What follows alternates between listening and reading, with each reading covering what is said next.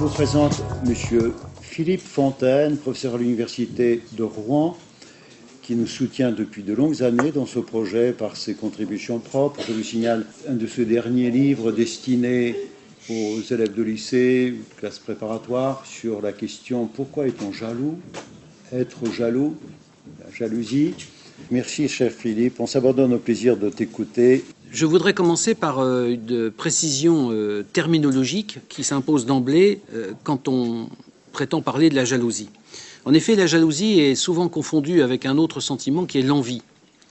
Et on peut comprendre que cette confusion se fasse dans la mesure où ces deux passions appartiennent à la même espèce. Mais une différence subsiste pourtant, différence essentielle. La jalousie est différente de l'envie.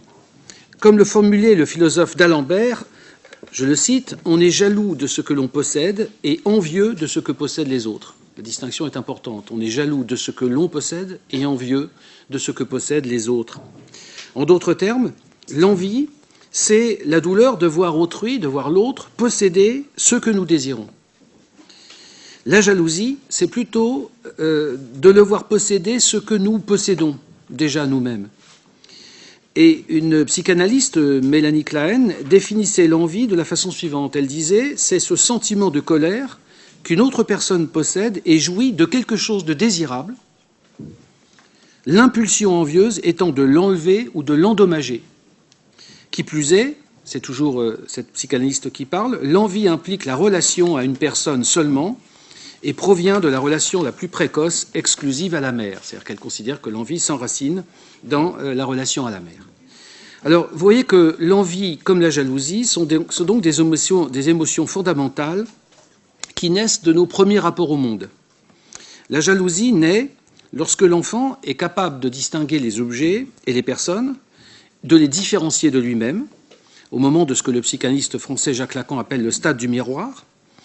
Elle se fonde sur l'amour, elle recherche la possession exclusive de l'objet aimé et l'élimination du rival.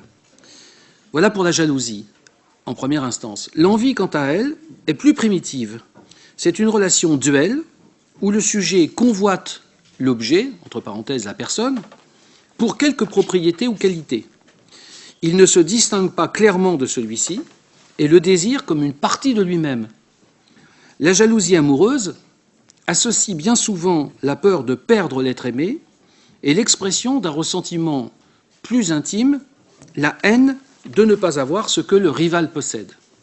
C'est pourquoi d'ailleurs il arrive assez souvent que les deux sentiments soient mêlés. Il importe donc de bien différencier jalousie et envie, mais il est un certain nombre de situations où les deux sentiments sont mêlés.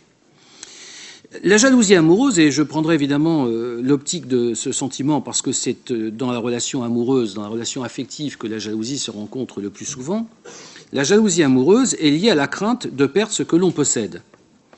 Reposant sur des croyances beaucoup plus que sur des faits, la jalousie révèle l'angoisse de perdre l'affection exclusive de l'être aimé, mais dans la mesure où ce risque est plus souvent imaginaire que réel.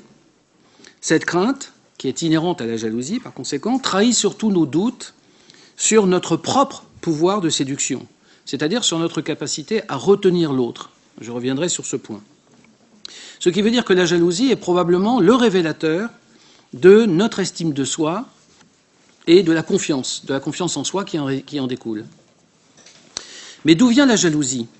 Ce sentiment si douloureux, nous savons à quel point la jalousie est un sentiment douloureux, qui nous poursuit depuis l'enfance, est sans doute un symptôme, c'est-à-dire qu'elle est la trace dans le présent d'un événement passé.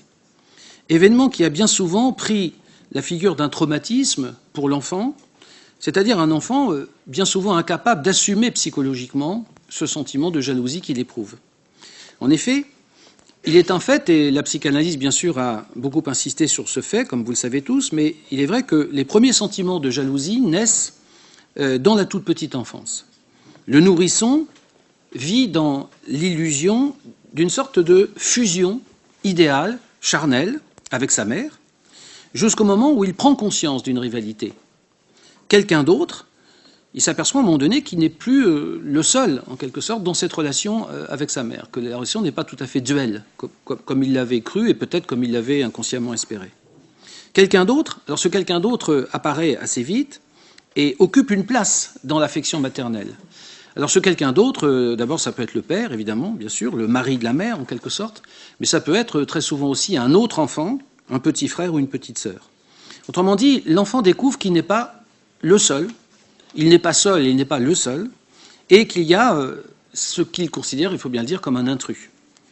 La prise de conscience est alors d'autant plus douloureuse pour cet enfant que la situation change tout à coup, d'un seul coup, avec l'arrivée d'un frère ou d'une sœur plus jeune. L'enfant réalise en effet qu'il va devoir partager l'amour parental et, bien sûr, il craint de perdre sa position. Il redoute d'être moins aimé, voire abandonné. Cette jalousie, précisons-le d'emblée, est universelle. Il semble qu'on la retrouve tout le temps, partout. Freud lui-même le dit. Elle est naturelle, elle est universelle et elle est légitime.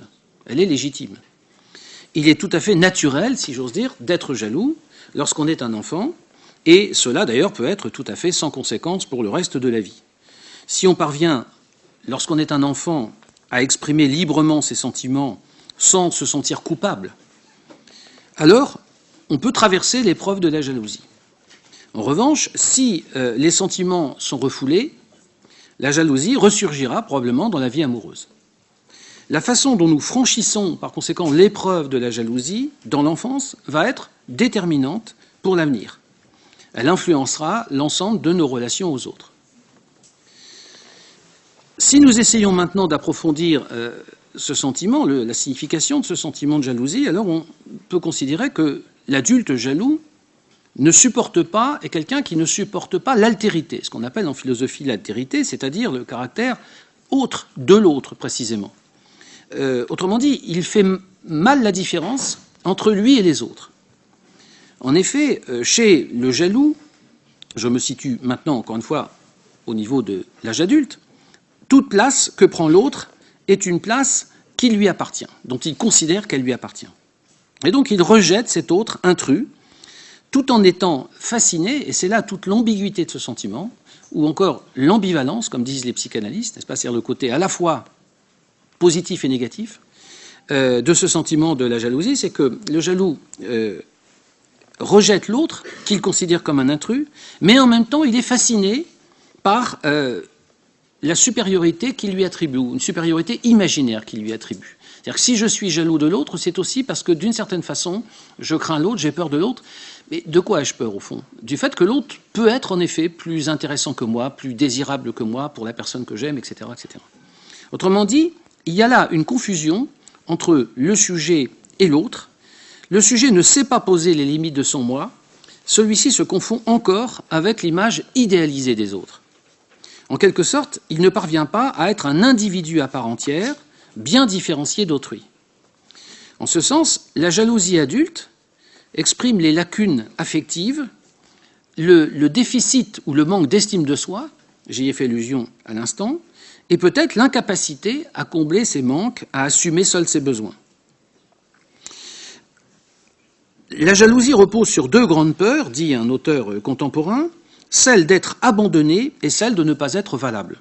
Je crois que l'analyse est bonne. Il y a deux grandes peurs au fond de la jalousie, la peur d'être abandonné et la peur de ne pas être valable. Il est évident que ces deux craintes fondamentales sont évidemment associées, elles vont ensemble. Ce sont ces angoisses de l'enfance qui sont réactivées par l'adulte jaloux. C'est ce sentiment, cette crainte d'être abandonné, cette crainte de ne pas être valable, c'est évidemment quelque chose que nous avons tous et toutes, plus ou moins, déjà vécu dans notre enfance.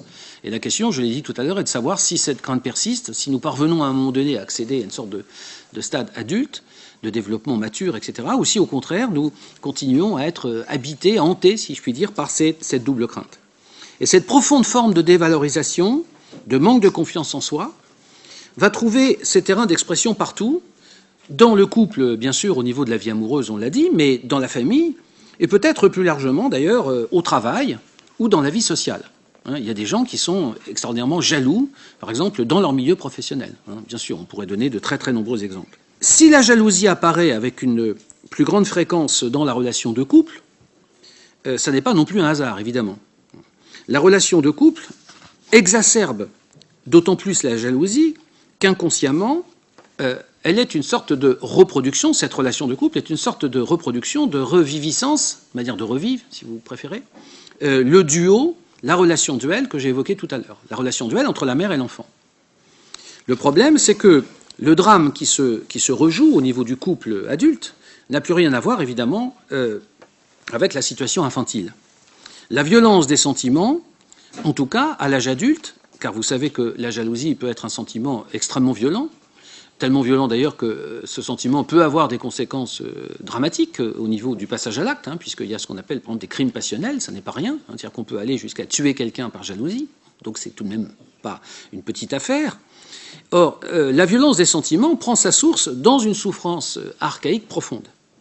L'autre, ne serait-ce que parce qu'il est autre, je vais revenir sur ce point tout à l'heure, cette question, cette altérité dont j'ai parlé, l'autre, ne serait-ce que parce qu'il est autre, réveille une vieille blessure qu'on qualifie de narcissique, parce qu'en effet, elle porte atteinte à l'image de soi, référence évidemment à la figure de Narcisse. Il n'est pas le sujet, mais l'objet d'un conflit. Le sujet n'est pas le sujet, d'une certaine façon. Le sujet n'est pas maître de lui-même. Il est l'objet d'un conflit qui le dépasse et dont il accuse l'autre, qu'il rend l'autre responsable, dont il rend l'autre responsable. La jalousie trahit par conséquent, je l'ai dit tout à l'heure, un déficit d'estime de soi, le sentiment de son insuffisance. Comment se traduit ce sentiment de son insuffisance? C'est très simple. Le jaloux doute que l'autre puisse l'aimer. Il n'est pas sûr d'être aimable, au sens d'être digne d'être aimé. C'est qu'il ne se croit pas suffisamment aimable pour prendre le risque d'un amour qui est par définition un amour libre de contrainte ou de surveillance. Autrement dit, la confiance lui est interdite. Il pense qu'il n'est pas assez désirable pour cela.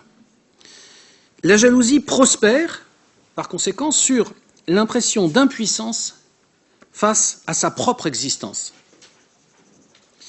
L'amour jaloux se heurte à l'impossibilité de maîtriser une réalité qui le dépasse et qui le frustre.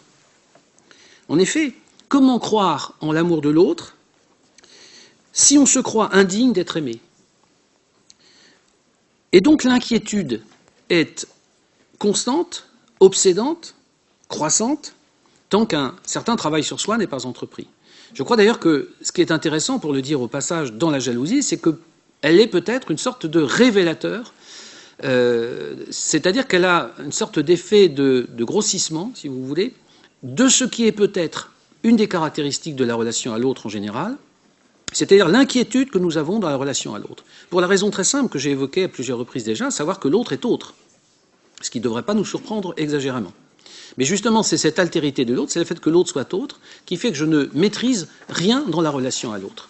Bien entendu, je ne peux pas, on va y revenir, je ne peux pas posséder l'autre. C'est une formule, par exemple, qui n'a aucun sens. Par conséquent, l'inquiétude est constante, et pour apprendre à avoir confiance en l'autre, il faut commencer par avoir confiance en soi. Ce qui n'est par définition pas le cas du jaloux. Le narcissisme, que j'ai évoqué rapidement tout à l'heure, désigne l'amour que l'on se porte à soi-même. Souvent perçu de manière péjorative, ce narcissisme est pourtant nécessaire. Et Freud lui-même, d'ailleurs, a insisté, n'est-ce pas, sur l'importance d'un minimum de narcissisme, si j'ose dire, dans la relation que chacun et chacune d'entre nous doit avoir avec soi-même. On ne peut pas aimer les autres si on ne commence pas par s'aimer soi-même. On ne peut pas avoir confiance dans les autres si on n'a pas d'abord confiance en soi-même, en celui ou celle que l'on est. Autrement dit, le narcissisme est le garant de notre équilibre affectif. Ceux qui ne savent pas s'aimer réclament une confirmation constante de leur propre valeur. Et c'est quelque chose, évidemment, qu'on observe assez souvent dans la relation de couple. Ceux-là, qui ne savent pas s'aimer et qui réclament une confirmation constante de leur propre valeur, s'épuisent dans une quête sans fin de compliments, d'amour, d'admiration, qui d'ailleurs ne parvient jamais à les satisfaire. Il y a un critère qu'on pourrait presque considérer d'ailleurs comme un symptôme, n'est-ce pas, qui est le besoin dans lequel se trouvent certaines personnes d'avoir sans arrêt une confirmation de l'amour de l'autre. La question rituelle étant est-ce que tu m'aimes, etc. Est-ce que tu penses à moi ou au contraire à quoi tu penses, enfin, et donc le souci, le soupçon aussi que l'autre se détourne, ne pense pas suffisamment à moi, de ne pas être suffisamment au centre des préoccupations d'autrui, etc. Ça, là, on voit bien ce manque de confiance et ce déficit d'estime que j'ai évoqué tout à l'heure.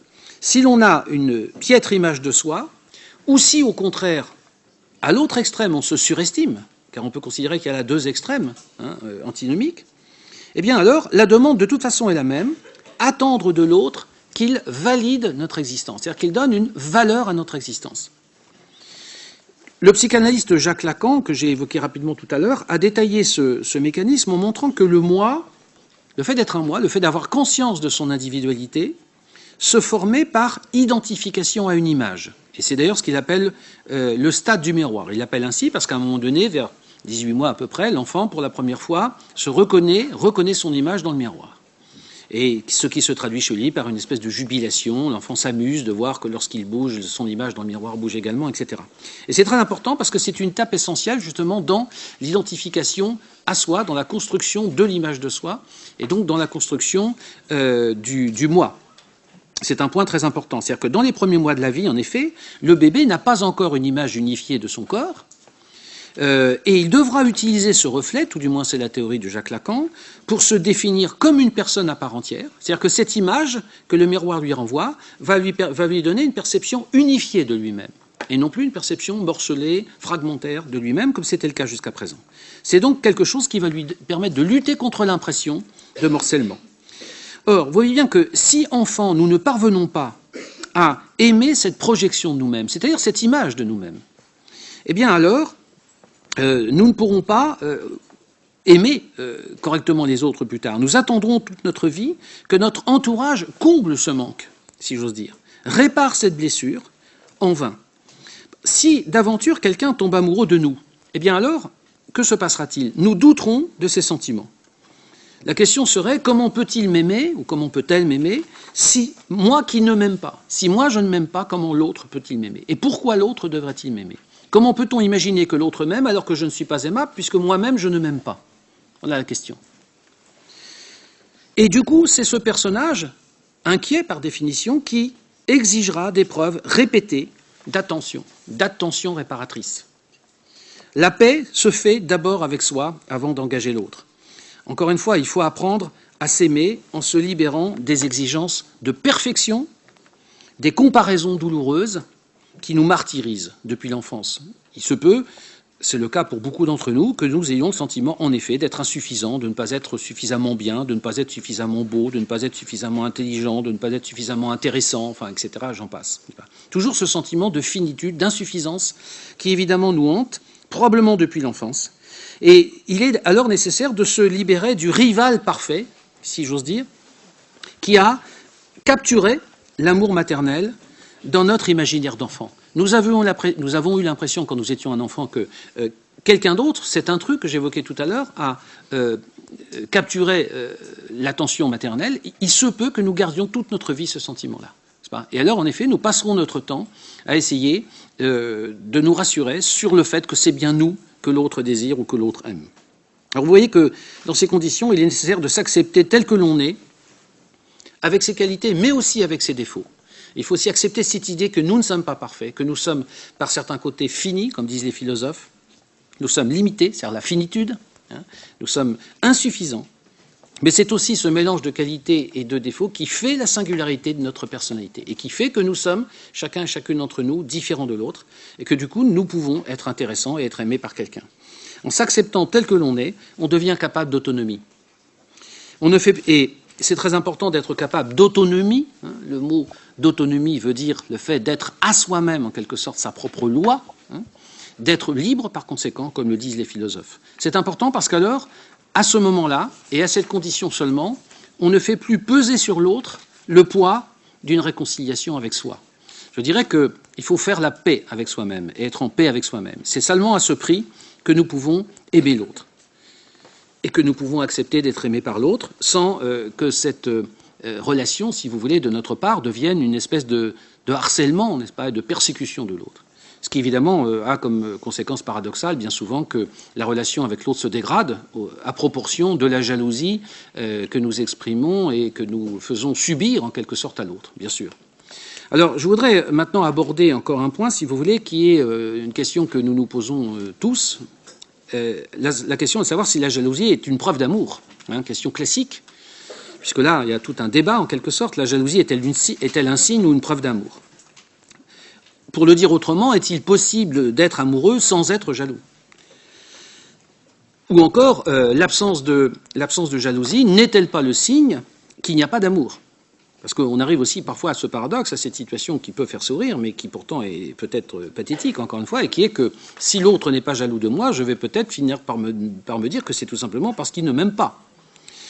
Or, comme la littérature le montre, ces deux sentiments semblent impossibles à dénouer. Il semble bien qu'il y ait en effet une corrélation, une relation étroite, si vous voulez, et je parle de la littérature, on en trouverait de très nombreux exemples évidemment, de cette espèce de relation irréductible peut-être, n'est-ce pas, entre l'amour et la jalousie. En effet, la jalousie est très souvent présentée comme, je viens de le dire, la preuve de l'amour. Et pourtant, on peut se demander si cette liaison est bien nécessaire. En effet, certains auteurs vont plutôt adopter une thèse qui consiste à dire que la jalousie n'est liée qu'à un certain type d'amour, si je puis dire, c'est-à-dire un certain type de conception amoureuse. Ce que, par exemple, un autre psychanalyste, Daniel Lagache, dans un livre qui est entièrement consacré à la jalousie amoureuse, ce qu'il appelle l'amour captatif. L'amour captatif. C'est-à-dire qu'il s'agit d'un amour qui repose sur un désir de capturer par conséquent l'autre, de rendre l'autre captif, hein, c'est ce que veut dire évidemment captatif. Donc il s'agit du désir de s'approprier l'autre. Il s'agit du désir de s'assimiler, de s'identifier quelquefois à l'objet aimé. Autrement dit, pour le dire très brutalement, on désire posséder l'autre et être aimé par lui exclusivement. Alors, je pense que ce psychanalyste a raison de rattacher la jalousie à un certain type d'amour qu'il qualifie de captatif. Mais la question rebondit en quelque sorte. C'est-à-dire, pourquoi veut-on tellement posséder l'autre? Pourquoi veut-on posséder l'autre? Pourquoi a-t-on tellement peur que l'autre nous quitte? Vous voyez que la volonté d'emprise qui caractérise l'amour jaloux, c'est une volonté d'emprise, de prise et d'emprise en quelque sorte, cache un état de dépendance affective que j'ai évoqué déjà tout à l'heure. Le jaloux ne peut pas imaginer sa vie sans l'autre, ne peut pas, et donc ne peut pas évidemment supporter l'idée d'un abandon. Si l'être aimé venait, pour une raison très simple, c'est que si l'être aimé venait à le quitter, il perdrait une partie de lui-même, il perdrait pied, il sombrerait en quelque sorte. Le jaloux est par conséquent un nostalgique de l'amour absolu. Mais cet amour absolu est peut-être là aussi une sorte de trace archaïque de cet amour maternel, de cet amour fusionnel, de cet amour primaire que j'ai évoqué en commençant. Le jaloux poursuit le fantasme d'une relation fusionnelle qui comblerait tous ses besoins. En tout cas, c'est la ligne de lecture, la grille de lecture, si vous voulez, qui est celle de certains psychanalystes, n'est-ce pas? La jalousie amoureuse serait donc une quête de ce paradis perdu, l'amour absolu, l'amour nourrissant, l'amour vital. Alors évidemment, si on adopte cette perspective, on peut considérer que c'est là une forme de régression. On considère son partenaire comme une sorte de mère idéalisée. Et on attend en retour que ce partenaire satisfasse tous nos désirs. Et c'est en cela qu'il y a chez un certain nombre de personnes, n'est-ce pas, un amour qui est extraordinairement revendicateur, n'est-ce pas, exclusif, possessif, enfin, et qui est très exigeant, si vous voulez, et qui peut-être d'ailleurs, dans un certain nombre de cas, exige de l'autre beaucoup plus que par définition ce que l'autre peut en effet donner, hein, parce que à l'impossible, nul n'est tenu. La dépendance affective est souvent liée aux comportements parentaux de notre petite enfance. Il se peut que nous ayons été trop choyés ou au contraire négligés. Je dirais que ce sont deux extrêmes, mais au fond le résultat est le même. Dans les deux cas, nous n'avons pas pu faire l'apprentissage de l'autonomie. Nous avons vécu la séparation avec nos parents dans la culpabilité ou dans l'insécurité, et plus tard, nous risquons de reproduire ce schéma ou un schéma similaire dans nos rapports amoureux. La reproduction d'un schéma intériorisé est alors un piège qui, bien entendu, ne facilite pas les relations adultes et les relations de couple. On voit bien que dans ce cas-là, le problème, c'est que, par exemple, pour ne citer que cette difficulté-là, on demande à l'autre d'assumer une histoire qui n'est pas la sienne, sans lui donner les clés qui pourraient l'aider à comprendre. Pour faire la paix avec l'autre, il faut par conséquent faire la paix avec son passé, avec son propre passé. C'est ce que j'appelais tout à l'heure faire la paix avec soi-même.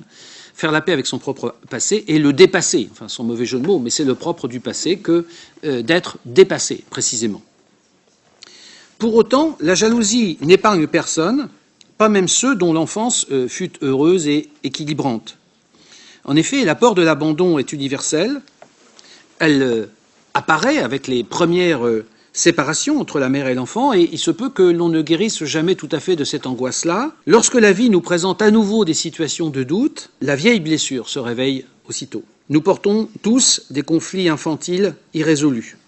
Et plus ces conflits sont importants, plus l'attachement amoureux est valorisé, et plus la menace de sa perte est dramatisée. Ceux qui ont le plus souffert de carences affectives dans l'enfance, parce qu'ils n'ont pas été aimés ou, au contraire, isolés par l'amour exclusif de leurs parents, doivent affronter leur peur d'aimer pour se réparer. Et vous voyez par conséquent que si nous ne voulons pas faire porter à l'autre la responsabilité de nos propres difficultés, nous devons commencer par nous demander de quoi avons-nous peur? Qu'est-ce qui nous manque tant? Cette chose dont l'autre nous dépossède est-elle vraiment de son ressort? Ou ne serait-ce pas plutôt à nous de nous en chercher? Autrement dit, devenir un homme ou une femme libre, ce n'est pas être seul, c'est accepter la responsabilité de sa propre existence, de son propre bonheur. L'autre n'est pas là pour combler nos manques, mais pour nous aimer. Certes, on pourrait imaginer, dans la perspective que j'ai adoptée tout à l'heure, que, après tout, pour ne plus être jaloux, le plus simple serait de ne plus être amoureux. Cette solution s'avère pourtant mauvaise, car elle ne protège pas le sujet de la souffrance et du manque d'amour, précisément.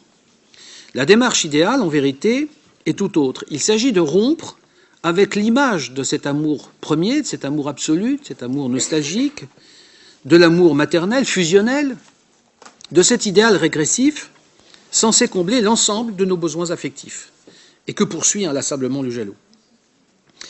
Alors, j'ai évoqué tout à l'heure le psychanalyste Daniel Lagache, qui, dans La jalousie amoureuse, parle d'un amour captatif. Évidemment, il faut opposer cet amour captatif à un autre type d'amour, qu'on pourrait qualifier d'oblatif, c'est un terme un peu plus rare, mais qui signifie simplement qu'il y a au contraire une sorte de générosité, de mouvement qui consiste à aller vers l'autre, qui ne cherche pas à capturer l'autre, oblatif, qui ne cherche pas à capturer l'autre, mais à s'abandonner à lui. Cet amour fondé sur le don de soi exclut la jalousie, parce qu'il n'exige pas de contrepartie. La jalousie n'y a pas sa place.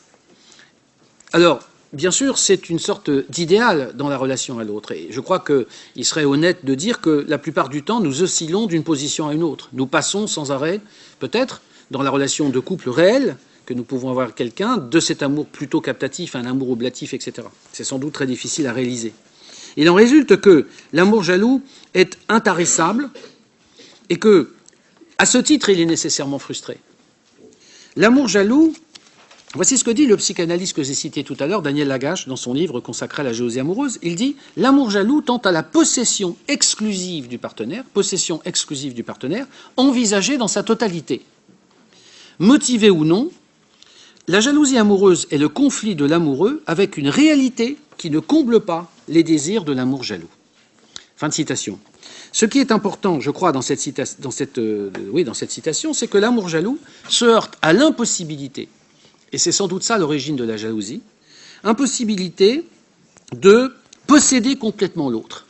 Et pour cause, on ne peut pas posséder l'autre puisque l'autre n'est pas un objet.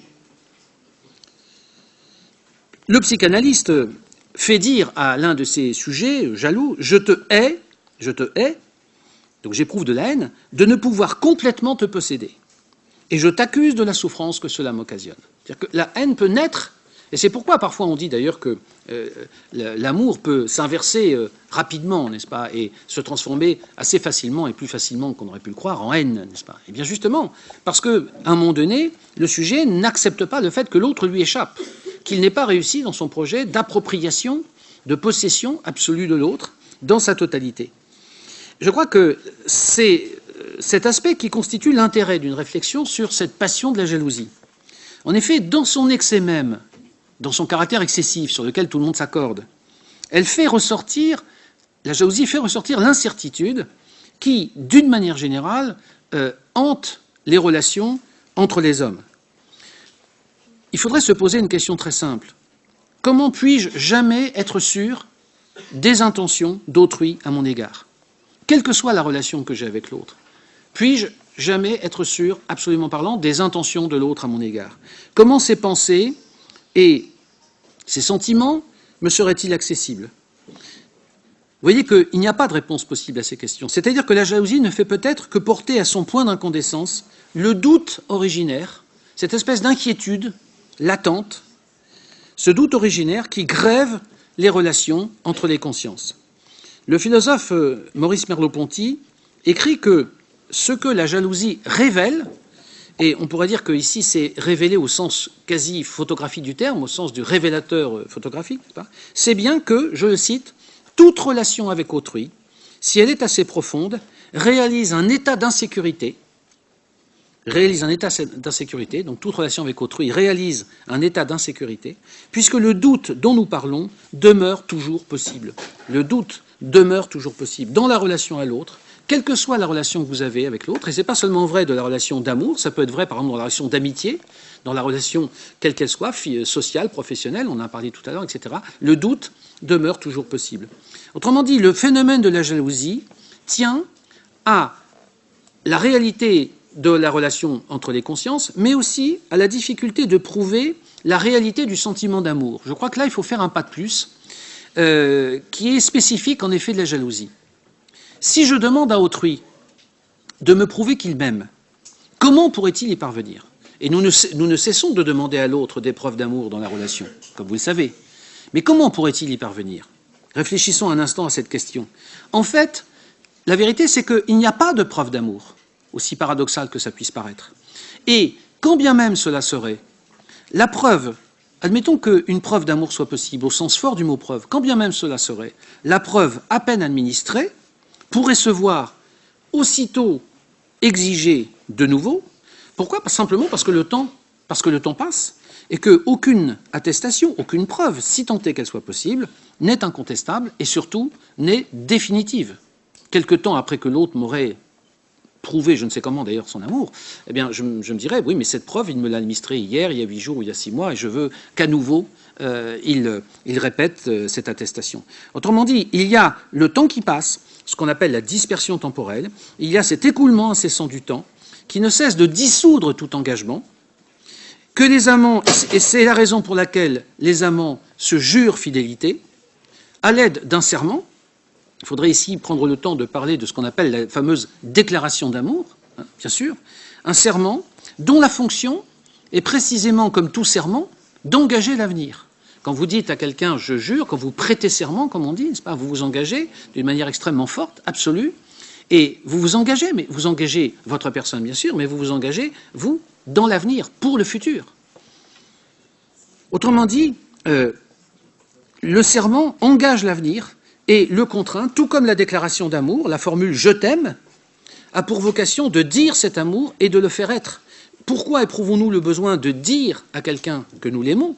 Car après tout, nous pourrions nous poser la question. Eh bien, tout simplement parce qu'il s'agit en effet de faire être cet amour par le seul fait qu'on le dit. Alors vous me direz, on peut mentir. Oui, bien sûr, mais peu importe. Au contraire, le fait que nous puissions mentir prouve que nous attribuons au langage un certain pouvoir, qui est justement un pouvoir d'attestation. Il y a une sorte de magie efficace de la formule, de la profération. Celle de la fonction, ce que les linguistes appellent, dans un langage un peu technique, mais peu importe, la fonction performative du langage. La fonction performative, ça veut dire que ce que je dis existe. Un linguiste anglais, Austin, a écrit un livre qui s'appelle « Quand dire, c'est faire ». Par exemple, lorsque un maire dit à un couple « je vous déclare unis par les liens du mariage », le fait qu'il le dise est effectivement implique que les personnes sont effectivement mariées, etc. Ou quand un juge prononce une condamnation, par exemple, ou quand le président de séance dit « je déclare la séance ouverte », etc., et ainsi de suite, il y a donc un certain nombre d'utilisations du langage qui sont ce qu'on appelle des performatifs. Eh bien, c'est la même chose, au fond, dans le cas du serment ou, par exemple, de la promesse. Mais le jaloux est justement celui qui ne cesse de réclamer des preuves d'amour et qui, devant le constat de leur impossibilité, constatant qu'il n'y a pas de preuve d'amour, se résout à chercher des preuves du contraire, c'est-à-dire d'infidélité ou de trahison. Et donc le jaloux soupçonne autrui de ne pas l'aimer du seul fait que l'être aimé ne peut pas fournir les preuves demandées. Et il arrive parfois que le simple fait de ne pas pouvoir fournir les preuves demandées est considéré par l'autre comme la preuve justement de sa trahison ou de son infidélité. cette dimension captative de l'amour jaloux s'illustre, par exemple, dans le cas de figure particulier de ce qu'on a appelé la jalousie rétrospective. Ce n'est pas du présent.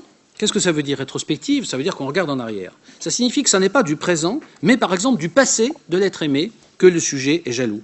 Autrement dit, il n'est plus alors question d'angoisse face à l'incertitude de l'amour de l'autre, ou de sa fidélité dans le présent ou dans l'avenir. On ne craint pas de perdre, je dirais, l'objet aimé, mais on jalouse ce qu'on ne peut pas posséder, et le passé de l'être aimé fait précisément partie de ce qu'on ne peut pas posséder. Si vous rencontrez quelqu'un et que vous aimez ce quelqu'un, il est évident que ce quelqu'un a vécu des choses avant de vous rencontrer, et certaines personnes sont jalouses du passé, de ce que précisément cette personne a vécu avant de me rencontrer. Les étreintes, les sentiments que l'autre a éprouvés dans le passé, pour d'autres que soi, font l'objet d'une jalousie et d'une blessure. Cette partie de l'être aimé nous échappera à tout jamais, quoi que nous fassions, et l'idée nous en est insupportable. On trouve, entre parenthèses, une magnifique illustration littéraire de ce thème chez Proust, dans La Recherche, et dans certains volumes de La Recherche en particulier, La prisonnière ou La fugitive. La souffrance du jaloux est ici celle de ne pas être le seul, l'unique, le premier. Ne pas être le premier, ne pas avoir été le premier. Et donc, vous voyez, la jalousie ici est l'expression de l'incomplétude de l'amour. L'idée que toi et moi, nous ne ferons jamais un parce qu'il y a eu quelque chose avant moi ou parce qu'il y a eu quelqu'un avant moi. Et c'est pourquoi la jalousie amoureuse n'a pas comme point de départ, bien souvent, la réalité d'une trahison. Bien sûr, il peut y avoir trahison, et auquel cas on dira que la jalousie est justifiée et toutes les conséquences que ça peut avoir seront justifiées. Mais le jaloux se croit trompé, même lorsqu'il ne l'est pas. C'est bien ça le drame, n'est-ce pas? Même lorsqu'il n'y a pas de preuve tangible. Sa jalousie est simplement une espèce de peur de perdre. C'est une peur. Il anticipe quelque chose de possible et qui n'est pourtant pas réel.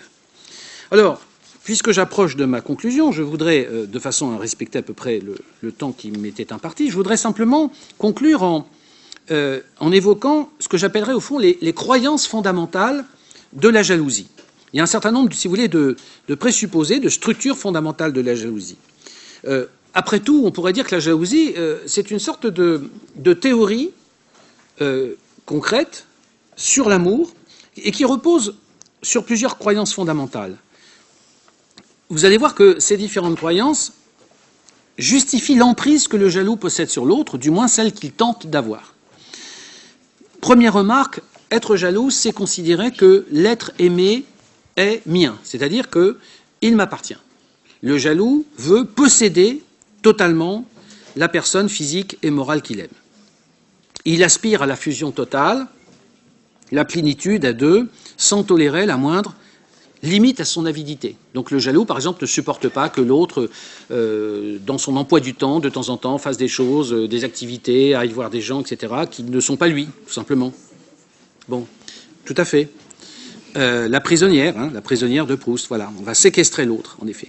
Deuxième croyance fondamentale, deuxième structure, l'être aimé doit me prouver mon amour, son amour, pardon.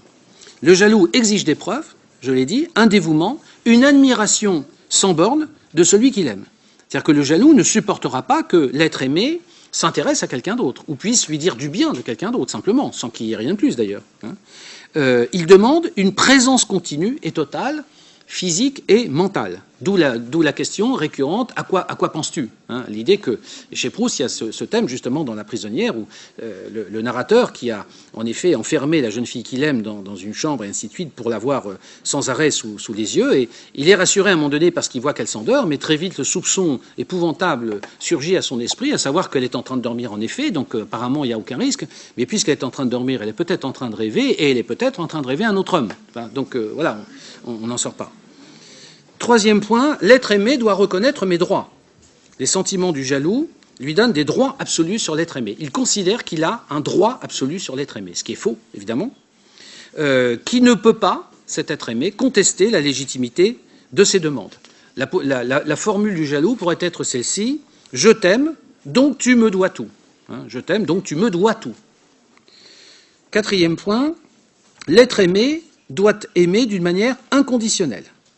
Là encore, on voit bien que le jaloux revit, inconsciemment peut-être, une sorte d'amour parental idéalisé.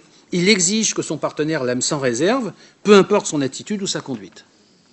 Et puis un cinquième point, je suis dépendant de la relation, c'est-à-dire que le jaloux ne peut pas imaginer vivre sans l'être aimé, qui devient le centre obsessionnel de son existence, et c'est là d'ailleurs sa fragilité. Sans l'autre, il n'est rien. Alors, je conclurai de la façon suivante, avec quelques remarques rapides. Toute relation amoureuse est menacée de jalousie, dans la mesure où elle est par définition une relation risquée, comme toute relation d'ailleurs, comme toute relation humaine ou intersubjective, toujours susceptible de conflit.